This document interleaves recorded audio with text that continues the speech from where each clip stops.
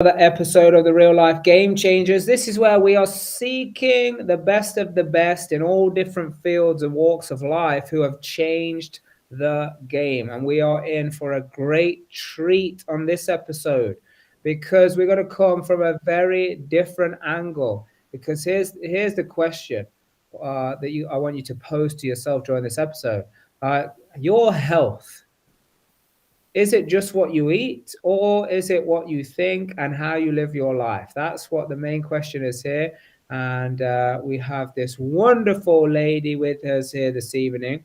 And check this out for experience. Yeah, traveling and visiting to over 80 countries, 100 different cultures. Do you think if you did that you might pick up some amazing experiences about life, about people, about mindset, your beliefs, and everything else? Wherever it is that you're watching this, I would love to hear from you, and you put it in the comments so we can see that. So first of all, thank you so much for joining us on the Game Changer panel. Thank you, Mark, and thank you, everyone. I'm super happy to be here. I'm fizzing, and I'm ready to talk to you all about mindset, nutrition, my book, everything. I'm super happy. Awesome. Yeah, well, that's definitely what we're going to get into. So, like, just give us the highlight reel, what it was like, what were you like growing up, and all those major kind of points in life that have led you to doing what you want to do today, becoming an author, wellness coach, and all the amazing things you do. Just give us a highlight reel. Okay, so I am Brazilian. I have an Arabic name, but I come from Brazil. I haven't lived in Brazil for a long time, and I'm gonna make this kind of short. But when I was 15 years old, I decided that Brazil was not for me, and I wanted something else. I wasn't too sure what it was, but I realized that doing an exchange program in US would be a first step to that new life. I wasn't really happy with my life, with my childhood. I had very simple beginnings and a very difficult childhood. Not going to go into that because I'm talking about happy things here. But then my first step was going to US as an exchange student. I wanted to learn English, so I did that myself through songs, and I started learning. And I was talking about that. I'm very persistent, and I was talking about going to US for like 2 years with my mom, and I finally did it. So I had a 1 year as an exchange student in US, and then from then on, I think that was my first manifestation. Let's say I didn't know I was manifesting anything at that time. Now I know I did. And from then on, I just didn't stop. I did psychology for obvious reasons. I love to understand human behavior, so I studied psychology. I got married very early. Had a son when I was 21. My son is 26 years old. I moved to New Zealand, finished my degree there. Then I did a master's in HR. Got divorced, came back to Brazil, went to Australia, did counseling, therapy with teenagers, and so all related to psychology. Then I'm just trying to remember here. So when my son was 11, I was working in Brazil for 5 years, and I had another click, and I was like, okay, it's time to do something again. And I always had those points in my life where I know I have to do something else. And that was then, I was like, okay, I knew I wanted to travel. I wanted to do the things that I hadn't done when I was in my 20s. So I had in my mind very clear that I wanted to do something else with my life, and I wasn't sure what it was. And Emirates Airlines just fell on my lap like one of those things. I wasn't planning to be a flight attendant. I was a psychologist working with HR and other things. And I got to the interview, and that's a long story, but maybe I'll tell that later. Then came to Dubai, was working for Emirates Airlines for 12 years. Then I got to a point where I was like, okay, that's another time. That's the next time to stop and reconsider, reevaluate, and get off the comfort zone and do something else. I resigned. I found the love of my life, and we bought a house together in Italy, which was another dream of mine. Renovated the house, and I have the house of my dreams, which is also another manifestation. I had the house in my mind, and I found the house online with the fireplace and everything. And when I saw that after a month looking, that was during COVID and lockdown in Dubai, I was like, okay, this is it. So I bought the house online. It was the best investment I have ever done, in every way, not only financial, but it's my spiritual home, Italy. So yeah, that's another story, and that's in my book. Yeah, I get very emotional talking about Italy. So yeah, so those are two manifestations that I had, and I keep having them. Now I understand, and now I study it, and now I work with it. But those are two simple stories that I like to share because, yeah, it's just awesome. Very good. Well, thank you for that. So, look, anybody who's listening live or watching live right now, I just want you to comment like where you are, what it is you're looking for, what's your next move, what's your next insight. Because based on this, I want you to start asking questions, and then we'll start to get to the questions. Yeah. So Sure. hit the share button for the people watching here. And yeah, let's tag at least 10 people in there to give them the chance to be able to make some awesome moves. So let's just go back. Like, so what is the best trait mentally for manifesting what you want, do you think you picked up from traveling to all of these different places? I think now I know the recipe. I didn't then. I believe it's knowing exactly what you want, being very aware of how happy you are with your circumstances, how happy you are with your life, and being very honest with yourself about that. And from there, you just build up your goals with perseverance, with self motivation. It's a road. I wouldn't say a long road, but it begins with awareness, and also I think it has a lot to do with being brave and getting out of your comfort zone when you need to. So, like, what? So, let's say someone is not, because you talk about like realizing how happy someone is in their life. But what about for people who don't feel happy, who like always think, oh, there's always these challenges, and they let it get on top of them. They feel overwhelmed. They feel like anxiety. Like, what can people do in those circumstances? That's a very good question because I wanted to talk about those things. I did talk about those things in my book as well because I wanted to change the view that people have about a certain lifestyle, is which is when you're traveling the world, everything is beautiful and amazing. And I went through depression. I was taking 3 sleeping pills at some point to get to sleep. I was losing a lot of weight. I was very worried about gaining weight. So I had very deep lows in during that time. And what I realized was, okay, if I need to stay, I want to stay in that job, I need to find a way. I need to find what works for me. And what worked for me was spirituality. And that can come in different forms. It can be being nature, meditating. For me, it was Buddhism and it was meditation. And that's something that I always go back to. I mean, especially when we're in need, right? Human beings are like that. When everything is great, we kind of leave those things aside. But for me, it's meditation, it's spirituality, and it's being really trying a day at a time, getting up and setting your goals for that day and doing the best you can. And of course, looking for help if you need to, looking for support. And that could be from family, from friends, from a coach, from a therapist, from your partner.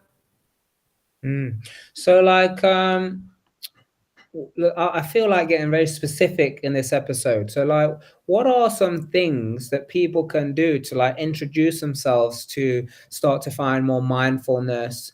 And like you talk about meditation, what specific things do you think people could do to introduce themselves if they're not already, or maintain this kind of habit?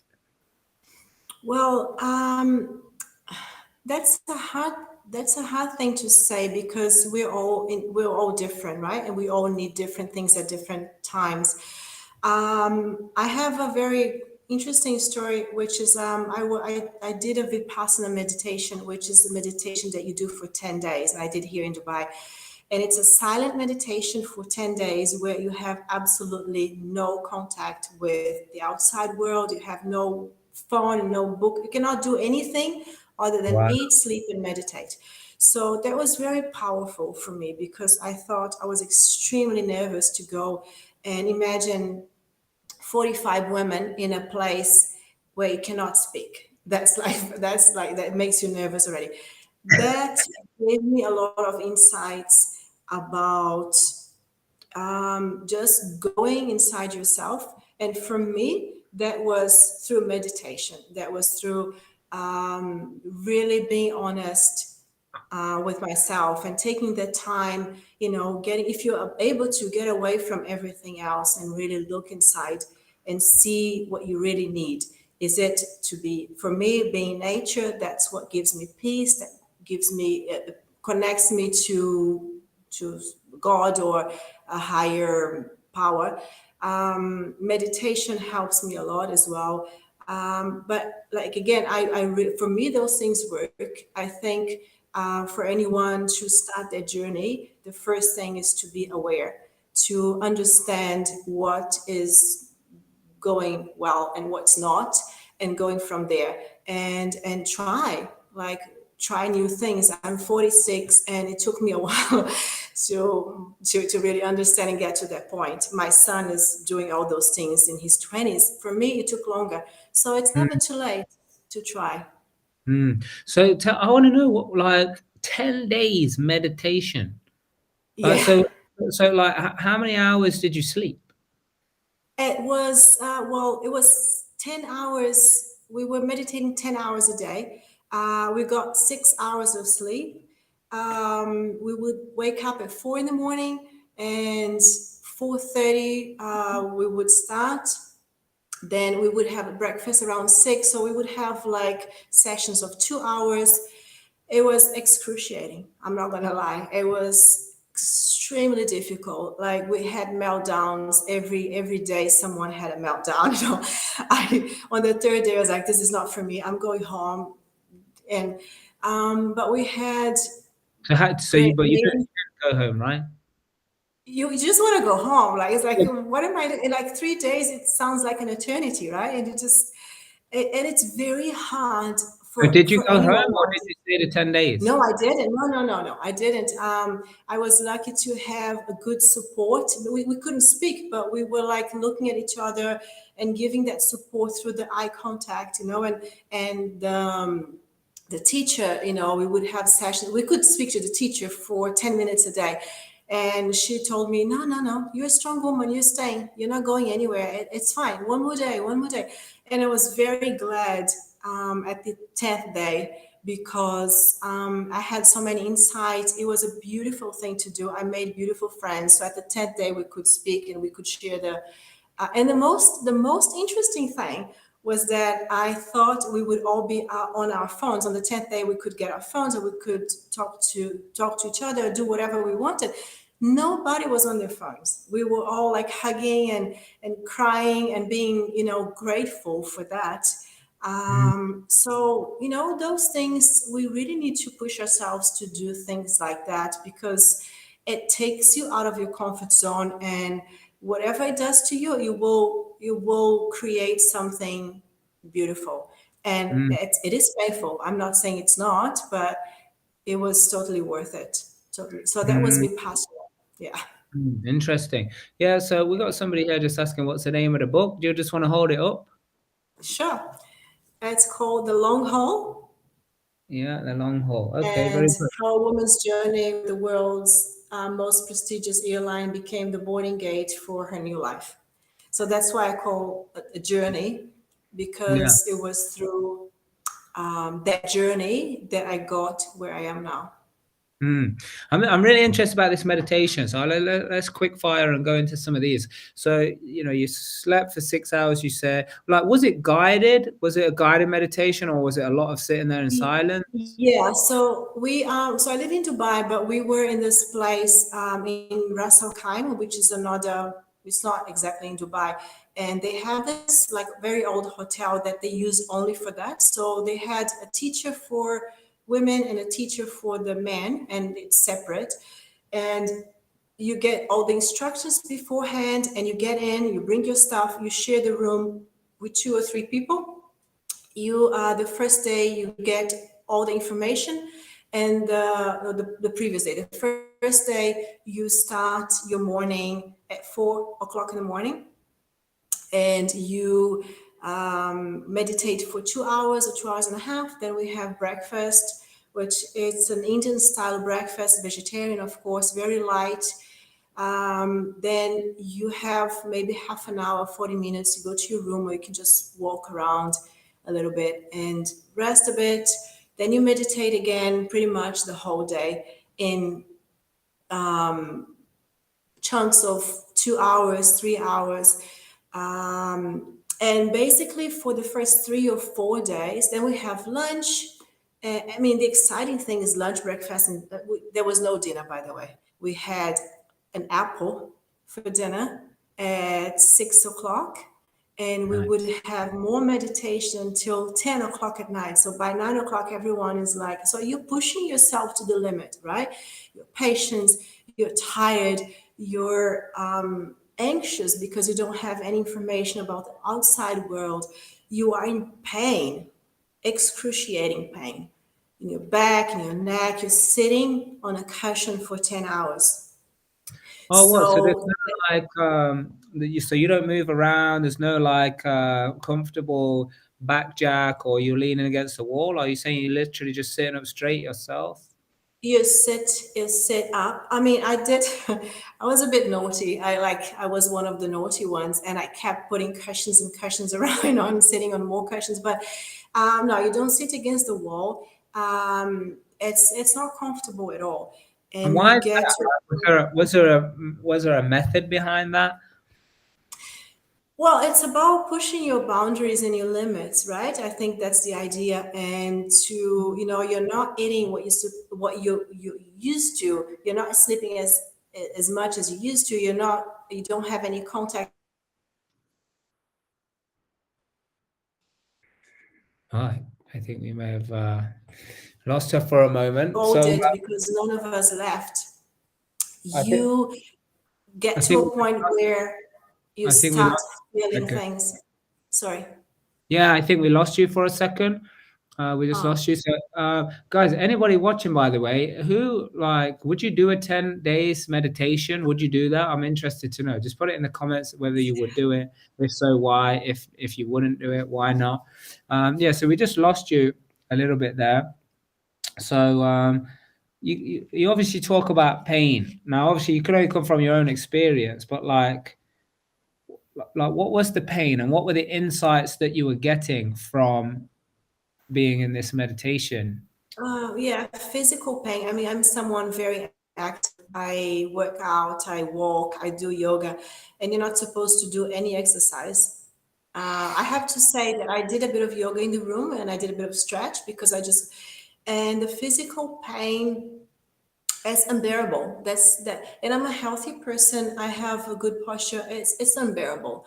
But then you get to a point where you just transit that you just I cannot explain I mean, to me what happened was you start getting insight and it's like you're on a high, you're high on something. Of course that's not drugs, but you're high on your awareness, on your body, and you go beyond that and you start to have insights. And of course everyone at the last day we all discussed what we went through and our experience, and everyone went through something different. I had images and remember things from my childhood that I did not remember. And then I checked with my mom. It's like, oh yeah, you were 3. And so things like that, and beautiful insights, a lot of gratitude, a lot of love. On the seventh day, I felt so much love for everyone there and for everything. So it's really hard to explain because, like I said, we all have different experiences, but it was all very positive and beautiful. Hmm. And were you very like, did you go through cycles of being aware of like it's a long time, it's not a long time, and what day it was and things, or were you always aware of? Yeah, and a day seems like a week, right? When you're not doing anything other than that. So the days are very, very long. And what really excited me was the breakfast and the lunch and the time to go to bed. So by 9:30, 9:45, we had to watch, at the end of the day, we had a speech from the master in India, and he would tell us stories on a video. He would tell us stories and life stories, and but by that time we were like falling asleep and we were like barely awake.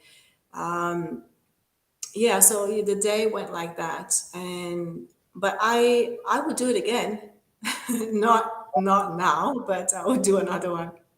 Yeah, that was literally my next question. Would you do it again? I would. And I shared with a few people, and a lot of people got excited about it. And, you just really, I wasn't really aware of what I didn't really go through everything, and I wasn't aware of what it would be like. I had an idea. So it was pretty shocking. But yeah, I highly recommend it. If it's not 10 days, because people do it shorter meditations and retreats. But to be honest, I really got into it on the fifth, sixth, seventh day. So if you do something much shorter, you don't really allow yourself to get to that point. Mm. Well, it's interesting because we are opening real life hotels and resorts, which is gyms and spas and restaurants and like workspaces. Actually, the whole ethos of it is the environment to work, rest, and play. And we have a lot of things that are spiritual, breathing, fire ceremonies, these type of things. So Mhm. you give me an idea. We got to investigate and see how we do some of these 10-day meditations. We also have some of the facilitators we work with, they do like this 5 day in the dark. So you're like in total darkness for five Wow. days straight. Interesting to do some of these things.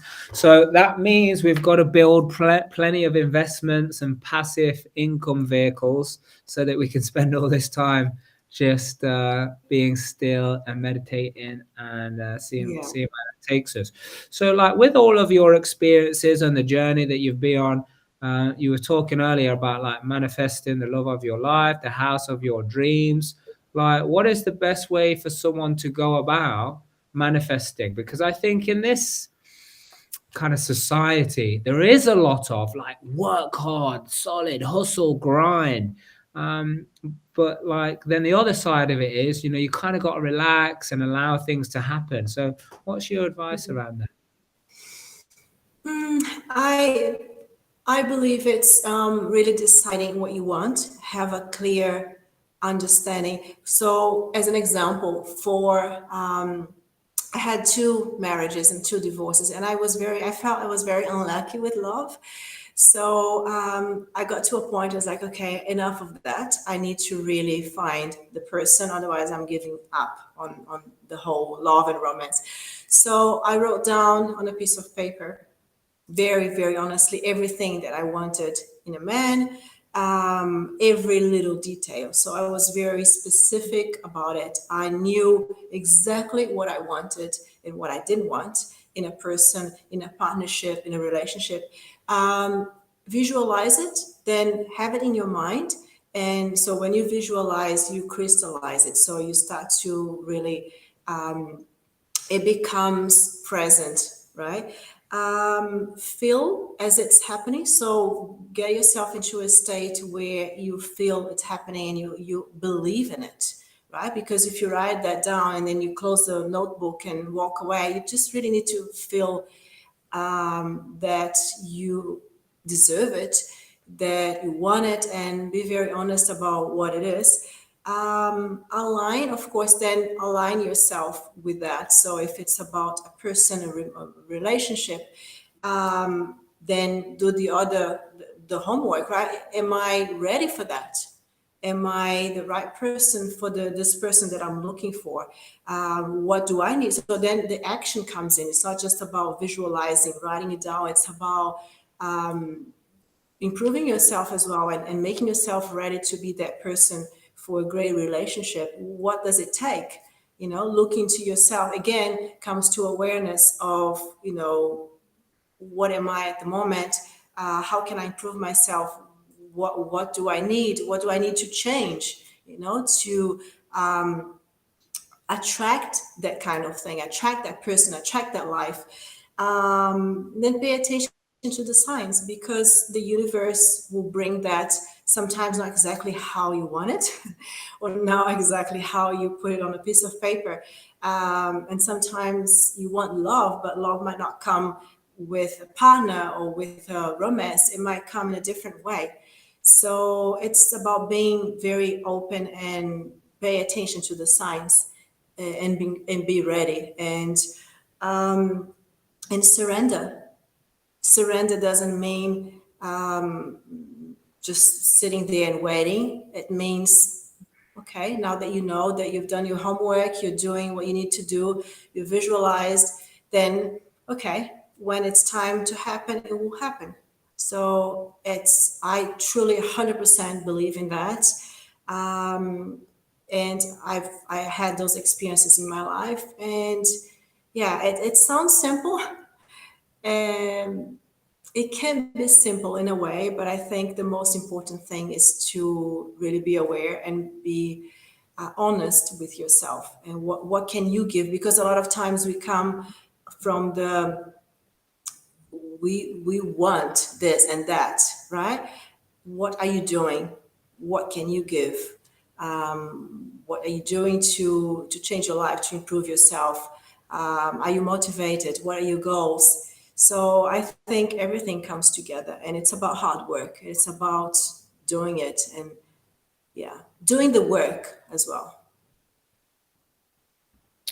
Awesome, thank you. So, like, if someone was to read your book, yeah, like, what are they gonna get from it? Like, what insights and what are they gonna be able to do with that? So I think, well, so I wrote the book with an first idea that would be my audience would be women.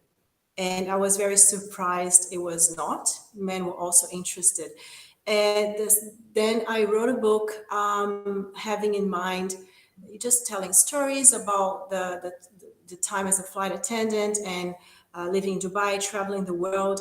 And then when I started writing, which was after I resigned in 2019, December 2019, my life was changing so fast, and I was going through so many amazing things that I was like, okay, I need to put that in the book as well.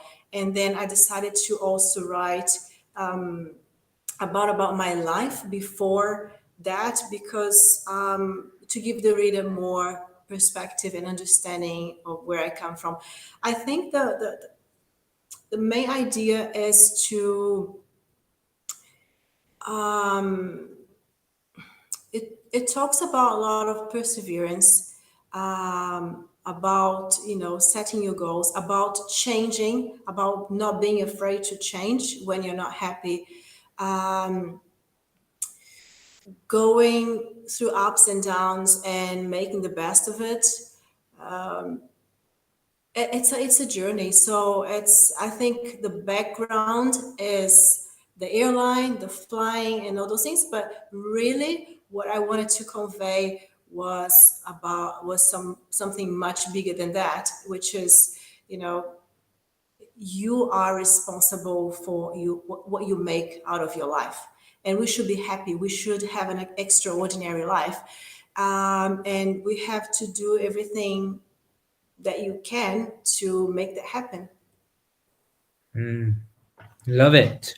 So there you go. So just hold the book up again so people can see it. So, like, if they want to gain these insights, and that's exactly what they are going to have to, purchase.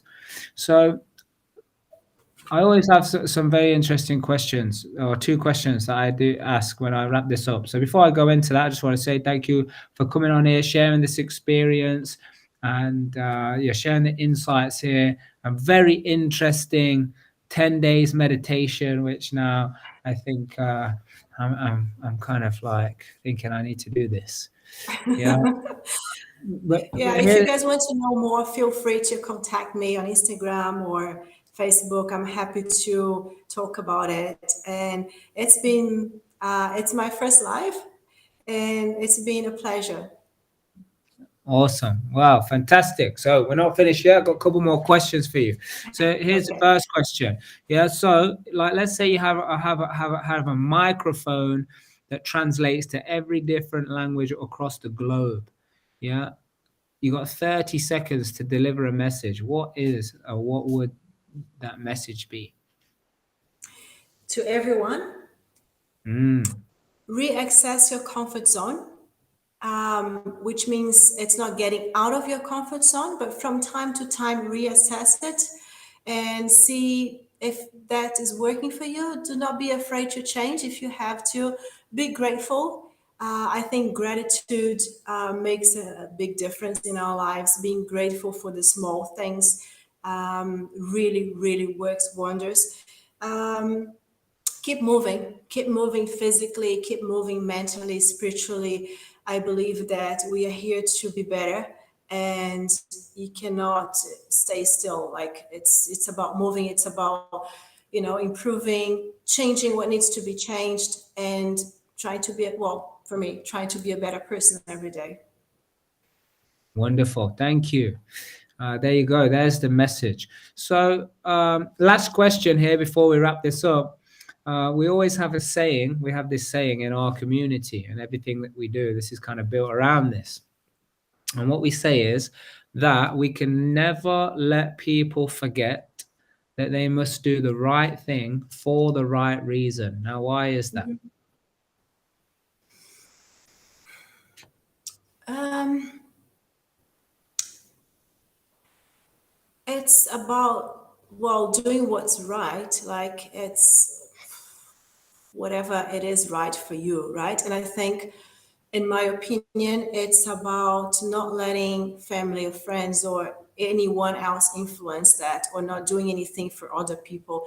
It's not about being selfish, but thinking about what makes you happy. And if you're not hurting anyone, if you're not doing anything wrong, then yeah, I really believe in that. I don't come from a culture. I think a lot about that because I come from a culture where that's allowed, and I had a family that was open for that, and that's not easy for everyone. However, what you can do, right? Like in the space and in the culture that you are and that you have, try your best and be happy. Nice, fantastic. I love it. I love to ask everyone that question. So we would like to ask you and add you to the real life radio reel. So like when we ask everybody that, um, Hmm. the saying that we have is that you've got to do the right thing for the right reason because it's the only way to discover your true potential. So if I asked you again, will you be able to say that so we can add you to the reel? So it's the only way to discover your true potential. Yeah, will you be able to say that if I ask Definitely, you? yeah, definitely, yeah. Yeah. It So is. It is. no, It but I'm going is. to ask you. I'm going to ask you now, and your answer is going to be because it's the only way to discover your true potential. Are you ready? Okay. Okay, here we go. So we have this saying in our community that says we can never let people forget you got to do the right thing for the right reason. Now, why is that? Because it's the only way you discover your true potential. Yes, there we go. Fantastic. Very good. Thank you, everybody, for listening in to this episode. Thank you so much for joining us. And we will see you next time. And remember, you got to do the right thing for the right reason because